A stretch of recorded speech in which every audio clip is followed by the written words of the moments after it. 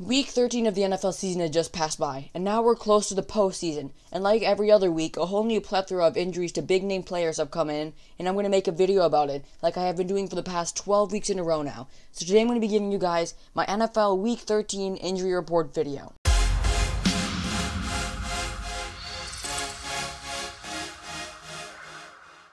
What's up everybody, it's AC Analysis, and like I said in the intro, today I'm going to be giving you guys a video where I talk about the most notable injuries from Week 13 of the NFL season. And this week there were quite a bit of injuries that I think I can make a pretty solid video about. But before we get started, if you guys enjoy consistent football content and videos like this, liking and subscribing would be really helpful.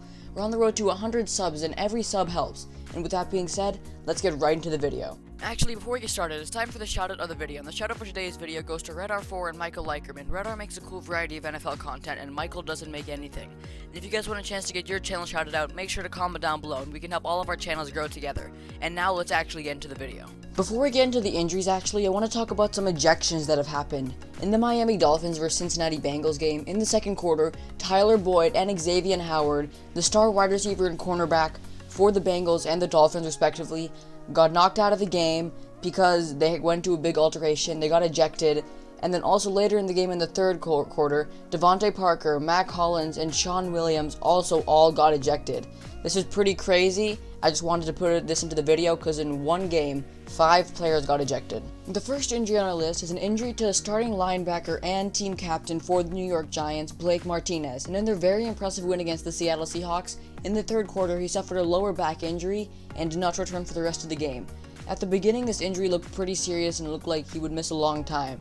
And that would be very bad for this team since Blake Martinez is quietly a very good linebacker in the league, and I believe he's always been one of the most underrated and most consistent linebackers.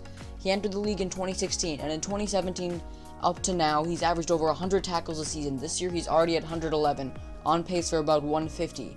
This year, he has 111 tackles, 2 sacks, and an interception. So he is a great player for this team, and him missing a lot of time would have been pretty bad. But then it figured out that the coach of the Giants actually said in an interview that Blake Martinez would not miss too much time, but I'm expecting him to miss maybe 1 to 2 weeks. We'll see. We don't really have much information on this yet. The next injury I want to talk about is not an injury that happened during the Sunday game, but actually a few days before, and that is the starting running back for the Kansas City Chiefs, Clyde Edwards-Helaire. And before the Chiefs win against the Denver Broncos, Helaire had some stomach bug, and because of that he lost a bit of weight and he wasn't 100% to play against the Denver Broncos. He did actually suit up for the game, and he was confirmed to be playing in the game, so fantasy owners did start him, but he didn't play a single snap, since he was in there for emergencies. And Helaire this year has been a very good running back. Even on a pass-happy offense like the Chiefs, he has 700 rushing yards and 4 touchdowns, being one of the best rookie running backs in the league right now.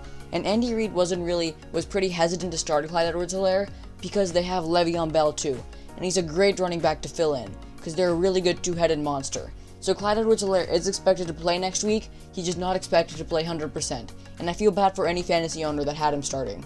The next injury I'm going to talk about is to number 1 cornerback for the Eagles, Darius Slay, and in their loss to the Green Bay Packers, he seemed to have suffered a weird ankle injury and could not return for the rest of the game. And the injury originally looked very serious. Some people were even expecting an MCL, but then Ian Rappaport tweeted out that his injury on an MRI scan showed to not actually be an MCL tear, and he should be missing only like 2 to 3 weeks. And honestly, any player for the Eagles is not really having a spectacular season. Darius Slay left as a superstar from the Lions, and this year on the Eagles he isn't playing too impressive. He has 50 tackles and no interceptions and no sacks, but he's still covering the number 1 players and the number 1 wide receivers in the league. So him being out for some time will hurt the Eagles, but I do believe that the Eagles already have a lost season. But Darius Slay being out for 2 to 3 weeks really just adds salt to the wound. The second to last injury on our list is an injury to another secondary player, and that is star cornerback for the New England Patriots, J.C. Jackson. And in their incredible win against the Chargers, which by the way I loved to watch, he suffered a little knee injury while he came down for an interception, which he did catch by the way, and he did not return for the rest of the game. The Patriots were already up by like 30 at that point, so Bill Belichick didn't really want to put the star cornerback in, but I believe J.C. Jackson is one of the less talked about cornerbacks this year, because this year he's leading in the league with 7 total interceptions. Sure, he's not the number 1 cornerback for the team since we have Stephon Gilmore, but JC is still very good. And the thing is, the Patriots are playing on Thursday, and by the time you see this video, the Patriots would have actually already played on Thursday against the Rams. And JC Jackson's not expected to play then, because the injury did prohibit him from playing on Wednesday's practice, and because of that, I don't believe that there's any chance that he will play on Thursday. But he's expected to play the week after that. Thank God his injury isn't too serious, because it did look pretty serious at the time. The final injury I'm going to talk about today is to rookie running back for the New England Patriots, Damien Harris. And in their horrific loss to the Rams, he suffered a back injury in the fourth quarter and did not return for the rest of the game. And Harris was drafted by the Patriots in the 3rd round with the 87th pick, and he has come into his own as the #1 running back for the Patriots' pretty horrific offense. And Damien Harris had to fill in for Sony Michel, who was out with a quad injury, and ended up outplaying him.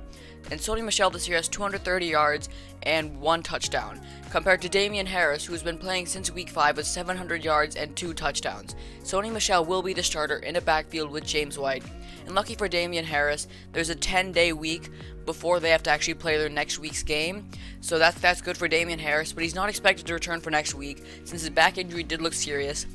The game was played last night, so there's not too much information on it, but I hope he comes back soon, since he's really become an all-pro running back for the Patriots. Thank you guys so much for watching. This has been AC Analysis talking about biggest injuries from week 13 of the NFL season. I'm sorry that this video was a little shorter than other videos. There just weren't too many injuries to talk about, but I still wanted to get the injury report out for you guys. But before we finish it off, if you guys enjoy consistent football content, remember, liking and subscribing would be really helpful. We're on the road to 100 subs, and every sub helps. And if you guys want a chance to get your channel shouted out, make sure to comment down below.